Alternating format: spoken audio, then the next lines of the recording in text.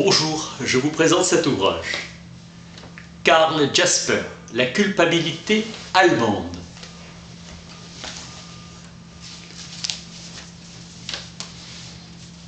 Considération à notre effort commun pour la vérité. Exigence. Chacun à sa place doit tout faire pour que la vérité apparaisse. 1933, date charnière. Disparition après la guerre des enseignements à la manière nationale-socialiste, ce qui a été glorifié et combattu aujourd'hui. Enseignement était propagande. Ramener la pensée au mouvement critique, libre de chercher la vérité, mais pas libre de porter n'importe quel jugement. Tact politique, ordonnant de faire le silence. Critiquer le gouvernement n'est pas l'affaire de l'université, mais il lui appartient de clarifier la structure réelle. La vérité doit éclairer notre chemin. Apprendre ce que pense l'autre pour dialoguer et mériter sa confiance sans imposer nos opinions. Personne n'est le juge de l'autre. Nous luttons pour la pureté de l'âme. Un travail de cœur. Après la guerre, tout gouvernement allemand est un gouvernement autoritaire, établi par les Alliés. Sphère d'action de chaque Allemand à la volonté et à l'autorisation des Alliés. Pendant 12 ans, aucune discussion publique n'était possible. Seule existait la manière nationale-socialiste de penser. Toute puissance politique ne peut se maintenir que grâce aux forces qui l'ont créée. Tendance à des conceptions doctrinaires. Comment parler à des hommes qui ne veulent pas vous suivre sur le terrain de la critique et de la réflexion? Traiter le problème de la culpabilité de façon juste. Comment les Allemands en sont arrivés là? Qu'est-ce que l'esprit allemand? Examen de conscience. Le peuple paria aux yeux du monde. Le monde entier accuse l'Allemagne. Dans la détresse, le besoin de dire oui à la vie. La philosophie et la théologie ont la tâche d'éclairer le problème de la culpabilité dans sa profondeur. Une réponse nous renouvellera à la source même de notre être. Quiconque cherche le vrai est obligé de faire des distinctions. Chaque individu porte une part de responsabilité dans la manière dont l'État est gouverné. Je suis moralement responsable des actes que j'accomplis. Un ordre est un ordre, mais un crime est un crime. Tout acte reste soumis au jugement moral. Chacun se trouve co-responsable de toute injustice et je suis complice si je ne l'empêche pas. La substance de l'âme humaine, accepter de vivre tous ensemble ou pas du tout. L'instance compétente, c'est Dieu seul. L'échec, c'est de ne pas rester fidèle à cet absolu à l'égard de tous les hommes, la honte. L'avènement de la force qui réalise le droit, les droits de l'homme, tendra à faire échec à la culpabilité de la condition humaine. La culpabilité morale suscite une prise de conscience et ainsi le repentir et le renouvellement de soi. L'orgueil est brisé, l'humilité. Le criminel peut ressentir le fait d'être châtié comme un honneur et une réhabilitation. Un criminel, c'est toujours un individu. Et il est dénué de sens d'inculper un peuple tout entier. On ne peut pas faire d'un peuple un individu. Ce ne sont pas les Juifs qui ont crucifié Jésus, mais un groupe fanatique et religieux ayant pouvoir sur les Juifs. Conjugué à l'occupation romaine. L'Allemagne porte la responsabilité de la guerre du fait de son régime, déchaîné par Hitler. Distinction, à Nuremberg, ce n'est pas le peuple allemand qui est devant le tribunal, mais des criminels. À la différence de la guerre de 1914, celle de 1940 a été commencée par Hitler. Les Allemands sont auditeurs dans ce procès. La guerre a été préméditée et préparée méthodiquement. Hitler excluait toute conciliation. Trahison du sentiment chevaleresque, ordre criminel. C'est le devoir des peuples de tenir ceux qui sont à leur tête sous contrôle. Ce sont des hommes et sont responsables de leurs actes. Cela depuis que des peuples ont fait des procès à leurs monarques et les ont décapités. Des traités servent de normes et signés librement par les partis. Après chaque guerre, on fait retomber la culpabilité sur le vaincu. On le force à se reconnaître coupable. L'exploitation économique succède à la guerre sous le nom de réparation. Le pillage est travesti en acte de droit. Seul l'État vaincu doit se justifier. L'État vainqueur peut tout faire sans châtiment. Hitler, les traités ne sont valables qu'aussi longtemps qu'ils servent mes intérêts.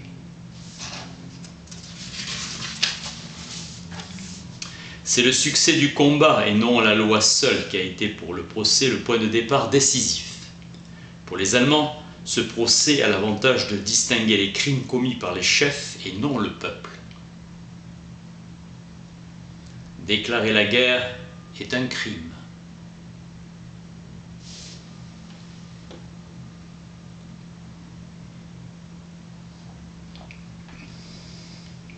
Nuremberg, base nouvelle pour l'avenir. L'Allemand est responsable d'avoir toléré un tel régime, mais beaucoup au plus grand, profond d'eux-mêmes, étaient adversaires. La vie sous le masque pour survivre. Déclaration mensongère de loyauté à l'égard d'instances menaçantes comme la Gestapo, gestes comme le salut hitlérien et simulation à l'adhésion assemblée. Leur conscience les a trompés. À qui se fier maintenant? Croyant vivre en plein idéalisme, en sacrifiant pour des buts nobles, réveil douloureux. La patrie n'est pas un but en soi, elle devient même pernicieuse si un régime détruit ce qui fait l'essence de l'Allemagne. La conscience a menti, tragique confusion du devoir envers la patrie. Gagner la guerre. Plus de commodité à se tromper eux-mêmes. Vous vous taisez et obéissez. Le national-socialisme a exacerbé un sentiment vital, enclin à un nouveau fanatisme. Tout était charlatanisme, rien d'une action constructive, illusion. Les dirigeants et les propagandistes sont coupables. Ils ont une culpabilité criminelle. La culpabilité passive est différente. Celui qui est resté passif est moralement coupable. Indifférence intérieure au malheur. Ceux-là ont suivi le conformisme en devenant membres du parti et en s'incorporant ainsi à d'autres organisations. La petite formalité s'appelait inscription au parti. Le parti était l'État. Difficile de dire non, je n'adhère pas. L'égalité de façade, après qu'on ait violé la Constitution. Emmanuel Kant, condition du droit international qu'en temps de guerre, on s'abstint de toute action qui exclurait absolument une réconciliation ultérieure des belligérants. Ceux qui ont résisté sont morts, seuls restent les survivants qui n'ont pas cherché la mort en résistant au régime. Nous savons devant Dieu que nous sommes coupables. Machinerie militaire de la police et de l'armée. Nous, Allemands, nous sommes coupables. Examen de conscience pour juger moralement de sa propre conduite. Culpabilité collective que rien ne saurait réduire au silence. Solidarité de tous les hommes devant Dieu. Le jugement est déterminé par des représentations collectives. L'allemand est possédé par l'esprit du mal. Les conditions politiques ont éduqué et façonné les Allemands. L'obéissance, l'esprit dynastique, l'indifférence et l'irresponsabilité envers la réalité politique. Mentalité. Manière de vivre influant les conditions politiques. Mentalité asservie. Pour Napoléon, l'immense majorité des gens l'ont suivi. Ils voulaient la puissance et la gloire que Napoléon procurait.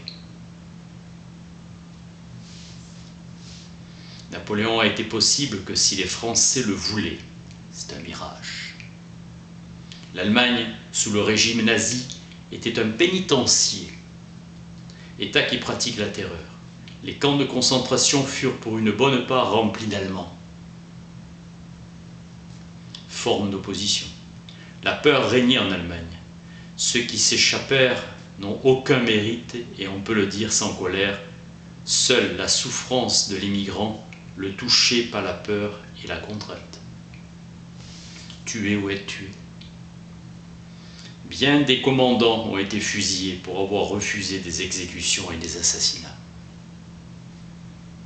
Ceux qui étaient asservis devinrent des complices des hommes ordinaires. Si victoire, c'est le parti. Si défaite, c'est le peuple. Obligation de l'Allemagne d'être militairement forte, car ses frontières sont de tous les côtés à découvert. La situation géographique a imposé de force, esprit général de soumission, servilité, manque de sens de la liberté et d'esprit démocratique. Un seul chef irresponsable aura suffi pour amener l'Allemagne à sa destruction. L'étude de la Rome républicaine montre le progrès militaire et l'impérialisme conduisant un peuple à la perte de la liberté et à la dictature. En Allemagne, crise de la foi et de l'esprit, baisse d'efficacité de la foi chrétienne et biblique. Le traité de Versailles et ses conséquences qui poussa le national-socialisme. L'Allemagne a vécu sous le despotisme d'hommes grossiers et sans culture, machination. En 1933, le Vatican conclut un concordat avec Hitler. Prestige pour Hitler, horreur.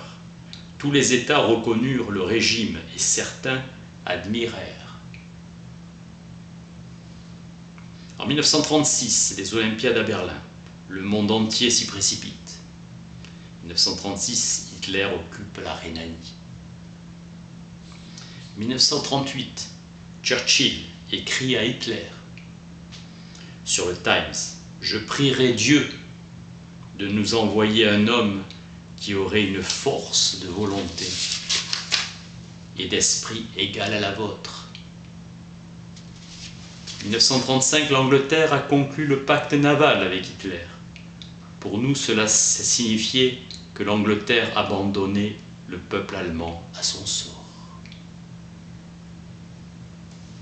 Sombrant ainsi dans une dictature militaire fondée sur la terreur.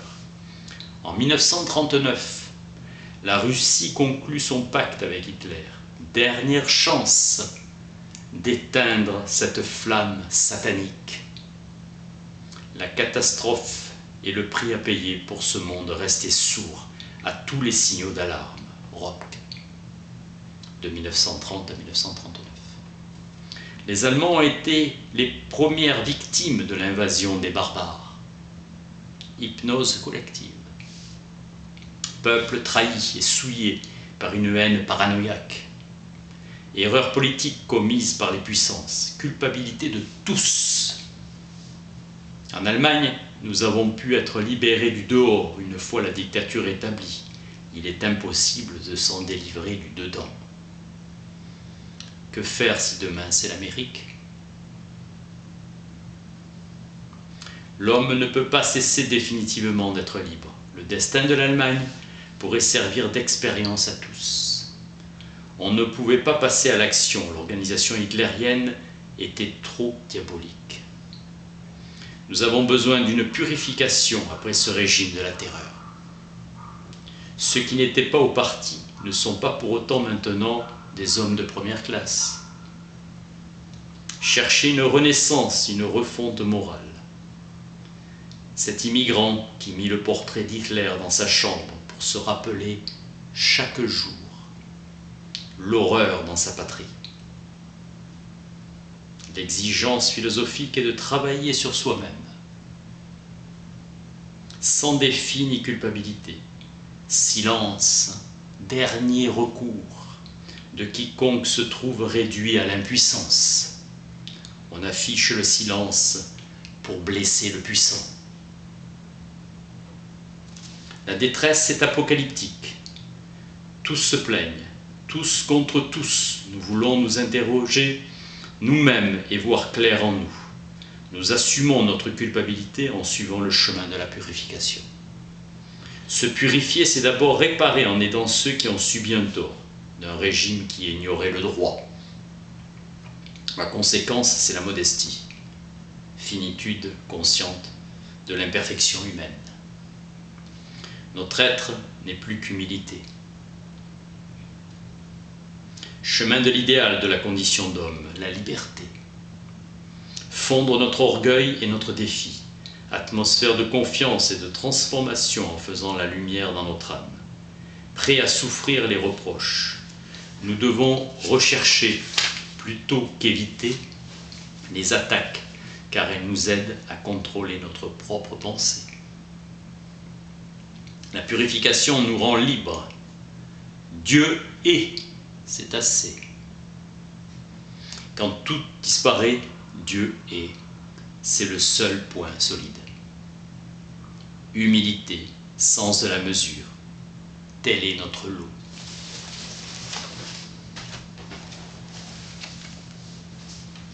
Karl Jasper, La culpabilité allemande. Merci.